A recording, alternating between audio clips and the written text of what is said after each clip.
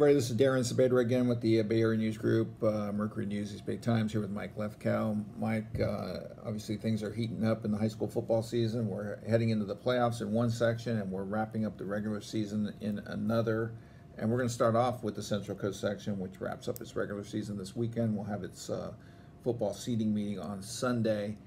There was a big game on Saturday afternoon in San Mateo where Sarah will take its home field, step onto its home field, and play St. Francis, which currently holds a one-game lead over Sarah and Valley Christian in the race for the West Catholic Athletic League Championship. St. Francis victory gives the Lancers the outright crown. If Sarah wins and if Valley Christian wins later Saturday, they play a night game against Reardon at Terra Nova, which Valley Christian is heavily favored. We will have a three-way tie for the West Catholic Athletic League Championship. St. Francis has been great defensively. Offensively, they have not put up a lot of points since their quarterback went down at midseason. Do you think Sarah, which lost to Valley 36 to 7, I believe it was? It was a one-sided. It was a one-sided I game. remember that. Do you think Sarah on its home field, senior day for Luke Batari and those guys, they'll have what it takes to beat St. Francis and claim a share of this crown? Oh, I think they have what it takes to beat St. Francis. Now, whether they beat St. Francis or not, I don't know. St. Francis goes in as the favorite. They've had a nice year. But a team like Sarah is always dangerous. And senior day, you never know if the kids are going to be pumped up or not. I know at the last game I covered, it was a senior day, and a lot of people were saying that affected the home team. Right, right. So. Cal Preps is predicting a St. Francis victory at 24-20. I'm just not sure St. Francis is going to score 24 points. But then again, I'm not sure Sarah's going to score 20 against St. Francis's defense. They might have that score right. It might be like 14-10, 10-7. I mean, the Valley Christian St. Francis game was 7-3. Yeah, no, I think it'll be a lower scoring. I'm Yeah. a little surprised that they're picking up 44 points in the game. In this game. Yeah, Might make the over-under a little bit lower on that one. Which, the way the CCS works with its playoffs, with its top three divisions, the three open divisions, once they get the 24 teams in the pool, they separate them by enrollment. And these teams, more than likely, are all going to end up in Open Division 2. So, St. Francis and Sarah could see one another again very shortly. Valley Christian is supposed to be in that mix.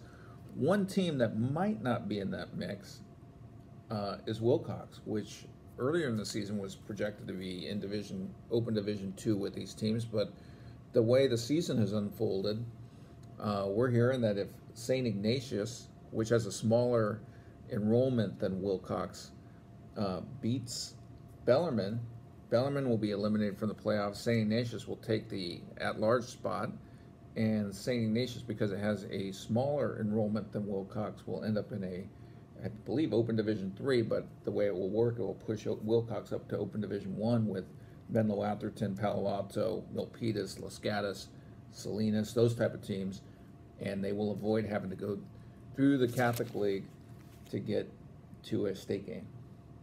Well, I'm going to start off by saying that I'm sorry, the private schools should not be based on their classification should not be based on it. So you think you like these divisions? You just think you're old school. You think Division 1 should be Division 1 and Division 2 should be Division 2. They shouldn't be equal, or Division 2 shouldn't be stronger than Division 1. So you're thinking that these public schools should be in 2 and the private schools should be in 1? Yes, is that what you're saying?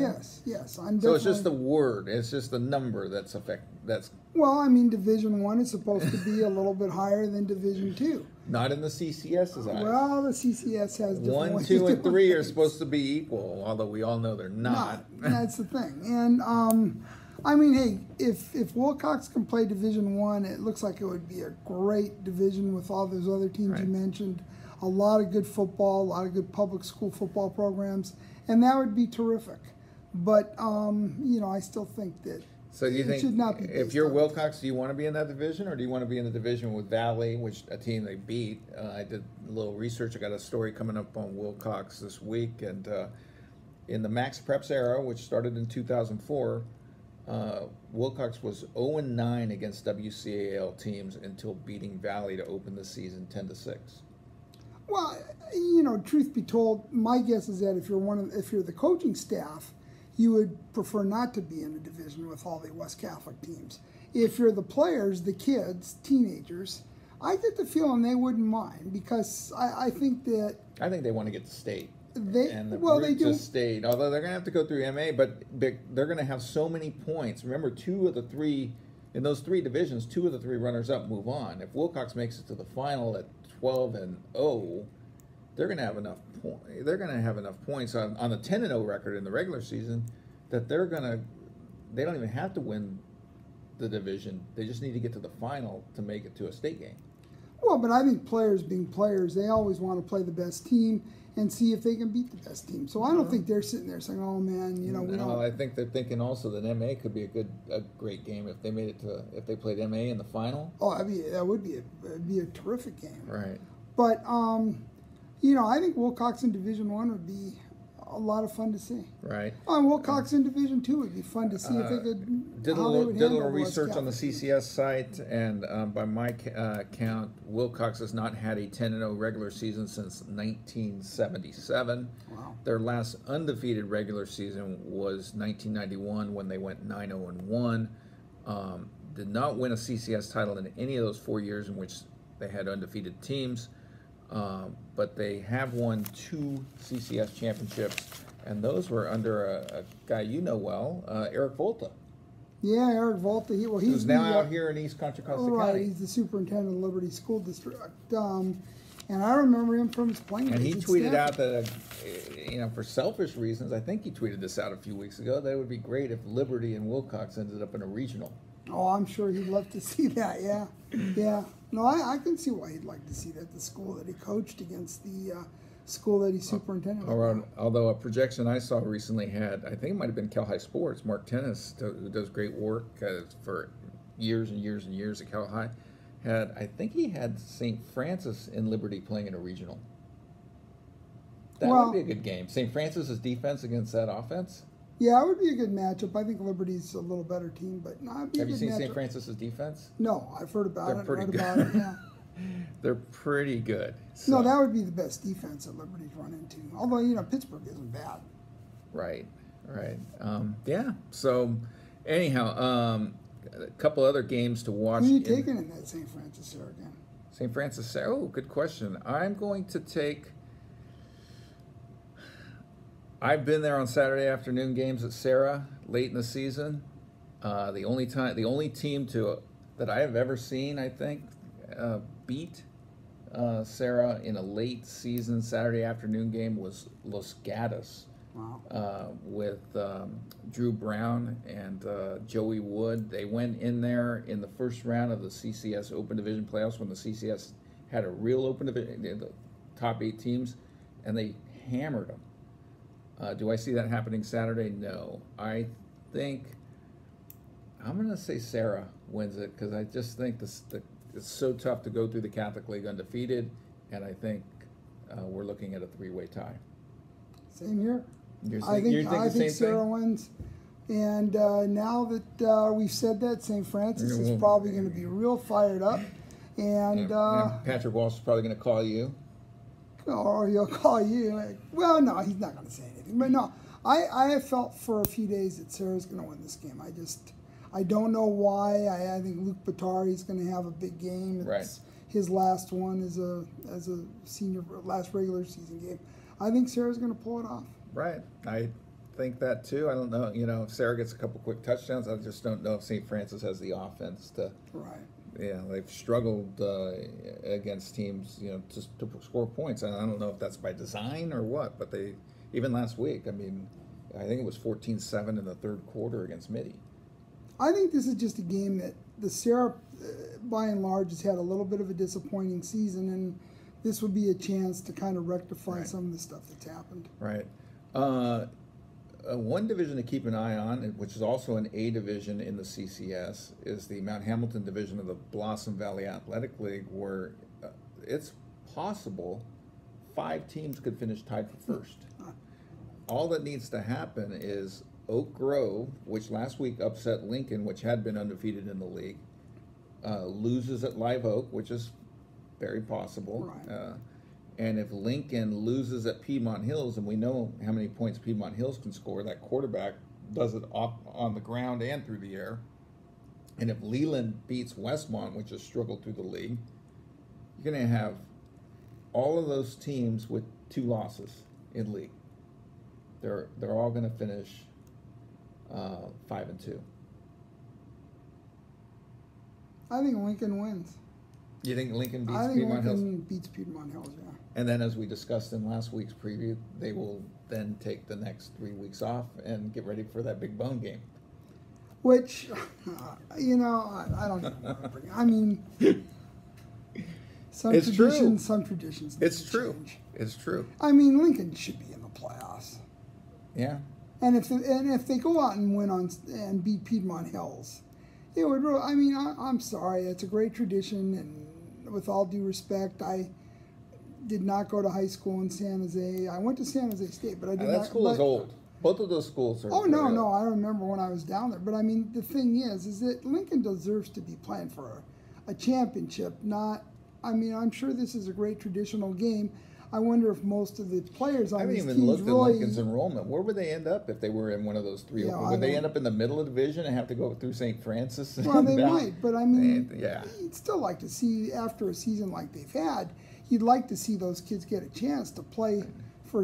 I mean, I'm sure the big bone game is important, but I got the feeling a lot certainly of important for the alumni and the for big the bone alumni dance that they have, where they raise a lot of money, and there's a lot of things that go on with this game behind the scenes that that we don't see. Yeah, but for the kids who are out there every week and taking the hits and the punishment, and they deserve to be in a playoff. And I mean, it's I don't know. Changing gears, that Blossom Valley Athletically, we just discussed the A League, the A division. Well, they have a B division that is also going to be decided this weekend when Overfelt travels to Independence. Independence is 9-0, a team that's been under our radar all season. 9-0 Independence going up against 8-1 Overfelt. We did write about Overfelt earlier in the year. Overfelt had the one hiccup against Del Mar. As it stands right now, I am going to be at this game. What do we think? Independence, Overfelt. I think this is. I mean, Overfelt's had a great year. And, Independence coached by Steve Pappen, the former San Jose SaberCat standout. I think Independence pulls this one off. I think 10-0. I think it's their year. And all due respect to Overfelt, they should call this the Joe Catalico Bowl, because Joe Catalico coached at Overfelt, and we wrote about him. We quoted him in our Overfelt story. He led Overfelt to the championship, CCS championship, and then he moved over to Independence for 5 years. And now his 2 former teams are playing for the league championship. Is he Butch Catalico's son? Yes. Okay. Yes. Yeah, Butch coached at Los Gatos for a long time. Forever, he's a former Pittsburgh High School guy. And then in the C division of the Blossom Valley Athletic League, Andrew Hill and Mount Pleasant are both 5-1, and they are playing this weekend, Friday night, for the West Valley Division Championship. Should we talk a little NCS? I mean, they do have their playoffs starting. Yes. Worth addressing here? Well, there's a lot of games that are going to be the lower seeds playing the lower seeds, and a lot of teams got byes in Division 1. In Division 2, they had enough teams qualify to have a full 16-team bracket. So we're having some 16s and 1s, 15 against 2. An example would be number 2 seed Bishop O'Dowd at home on Friday night to play Hayward.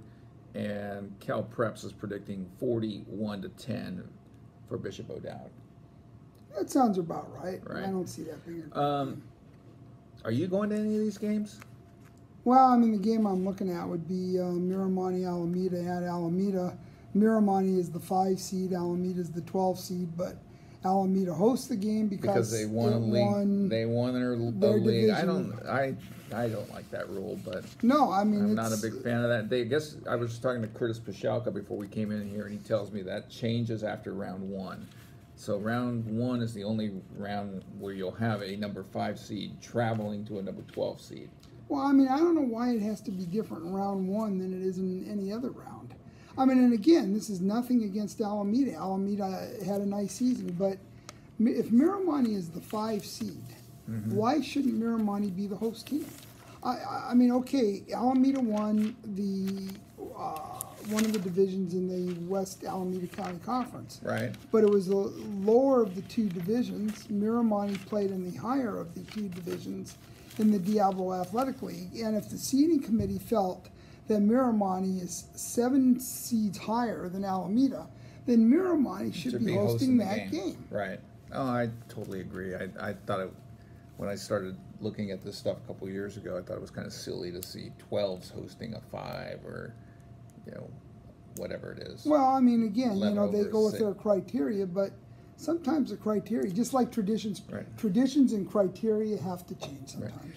Right. Have you had any time to think about the playoff changes that are, or do we want to address this later? We talked about it on Sunday a little bit after chatting with Gil Lemon at the NCS office. Obviously, next year things are going to change.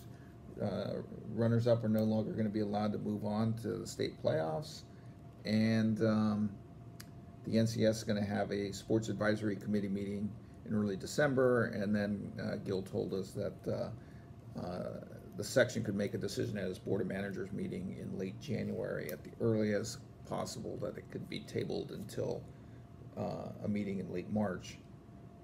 What do you think is going to come out of this, or is it just too early to even give our thoughts? Well, I think one of the problems is that I think the Central Coast section will have an easier time making some changes. I'm not convinced about that, but okay. The problem with North Coast section is you have De La Salle in that room. Well, yeah. And how do you get through De La Salle? I mean, like, you look at this year, okay, you've got De La Salle and Liberty. Okay, they play in the Open Division Championship, and the loser does not go to state, and yet they are the... That's next year. Next year, and if you had to evaluate them on this year, they are at least going into the playoffs. They are the 2 best teams in the section, and it seems a little. And I drew up a kind of a sketch here of what it would be like if teams fell back into Division I that lose in the Open. The only drawback, well, there's 2. If we went just on this year's seedings, 2 teams that are in the playoffs this year would not have room to be in the playoffs under this bracket. That would be James Logan and Doherty Valley. The other issue would be De La Salle, which in a 4-team open division, if you played in week 1 and week 2, De La Salle would be off in week 3 of the playoffs and week 4 of the playoffs for NCS. Then, because the state doesn't have a regional for the open division, which I would hope would change at some point, they would be off that first weekend of the state playoffs and then would go right in the state. It would be like a college team having a month off before a bowl game. And I'm not sure, I'm 100% sure that De La Salle would not be in favor of that. It would be an interesting story if that were to happen, would be to talk to some of these college coaches whose teams do have this month off before a bowl game, and how do you prepare a team? Or do we just agree with what the one, I'm blanking on his name, but he was in the meeting, our little chat with Gil and a couple of guys from the seating meeting, and he said, one of these teams eventually is going to be that miracle team that beats De La Salle. So, well, I agree with that. One of these teams will be the miracle team that beats De La Salle. But the format should not be predicated on a miracle. Okay. So, and I still have always subscribed to the theory that one of these days De La Salle will not be as good as they are now. But the thing is, like I say, miracles are not what you predicate formats on. There's got to be a format set up. And of course, I've yelled and screamed about just doing 8-team state playoff. You take the best 8 teams in the state, regardless of section, and they are in a separate playoff. But the thing is, I don't know. North Coast section is going to have a real tough. I like that section. They are going to have a tough time, right? Because I know that some people would be in favor of this dropping back into Division right. 1. Even if you lose in the final to De La Salle, Liberty in this case, if it were to make the final, or Clayton Valley and De La Salle were to beat Pittsburgh, if Liberty loses to De La Salle, they would drop into a semifinal game in Division One, which would be played the third week of the playoff, while De La Salle would be sitting at home. And then in the fourth week, which would be the championship game for Division One, De La Salle would again be sitting home, and then the following week they'd be sitting home. That's a lot of sitting home. Well, I think that's too much sitting. If you had to come down to one or the other, I would favor you have De La Salle sitting home for 3 weeks. And the reason I say that over in this case Antioch, because it didn't make the Open, this 4-team Open, Antioch would be the favorite now to make it and win Division One and make it to a regional. Right. What would have been Antioch's incentive, or any of these teams' incentive, to get to the Open Division One? The easier path to a regional would be to get, would be to fall into division, to be in Division One. Well, and even so, I mean, okay, the Open Division consists of 4 Division One teams. Right. So in other words, the North Coast Section Seeding Committee, they've never taken a team outside of Division One. And so the NCS Seeding Committee felt the top 4 teams in Division One this year are De La Salle, Liberty, Clayton Valley Charter, and Pittsburgh. Right. Okay, well, so the winner of the Open Division goes to the state, and those other 3 teams go home. Nice try, fellas. And then Antioch, right, and Cal, and Freedom, and San Ramon and Monte Vista are all going to be duking it out for another regional spot. Right, and with all due respect to those teams, they're all very good teams, but they're not numbers 2, 3, and 4 in their division. Right. And there seems something wrong about. They got to, smarter people than us have to come up with some kind of solution. This was just one sketch, one idea. I kind of like your idea, but then you're dealing with probably 6 or 7 of those teams coming from Southern California. Oh, I no doubt 6 or 7 of those teams would be coming from Southern California. 1 or 2 maybe from here. Well, I mean, I think you could take a team from Central Coast. You could take a team or 2 from North Coast. No, none of those teams. You would have to go by state rankings, and no team in the Central Coast is ranked in the top 8 in the state. All right, I think the North Coast probably has. I think Folsom would be in there, and De La Salle, and then everybody else would be. Although I think Liberty could fit in there too, but. This year. Yeah. Well, I mean, you don't want the same teams in there every year. But you got to go on some kind of ranking. Are you going to go by Cal High's rankings? Are you going to go by computer rankings? You're going to do a combination of the two. They'd have to come up with something.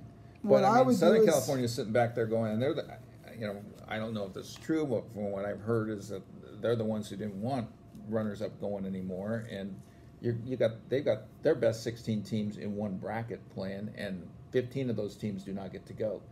So really, their 17th best team is the one that's getting to go to the regionals, while all their other teams are playing in the super bracket down there, and only one gets to go.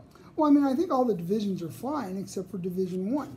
Open division teams are mostly Division One teams who are playing in an open division. Right. And again, that means that you're right. And in Southern California, okay, the 17th best team is going to the Division One state final. Well, that no longer is a Division One state final.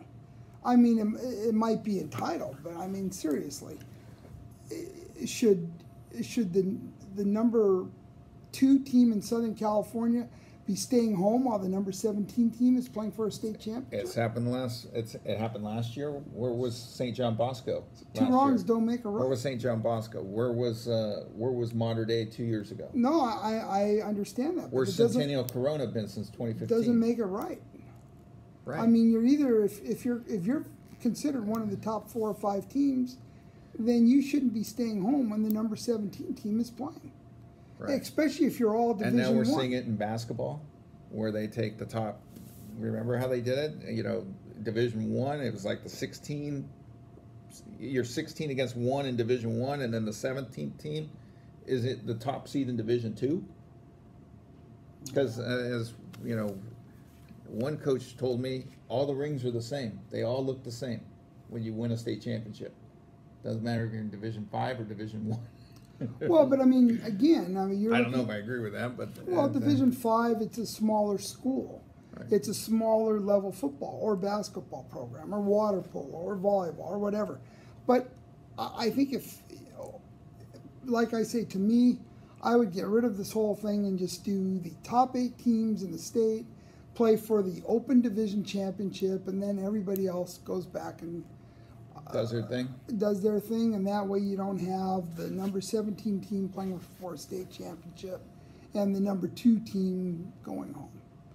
Well, it's going to be interesting to see what the NCS does. It's going to be interesting to see what the CCS does, because they also have issues, because right now they set it up where their top 3 divisions send teams to the regionals, and their bottom 2, which you know, get a more level playing field. They don't have the privates in their division. They get a level playing field and a chance to win a section championship without the possibility of going to a regional, and that seems to have been a good thing for the CCS the last whatever it's been 3 years or whatever since they've done this.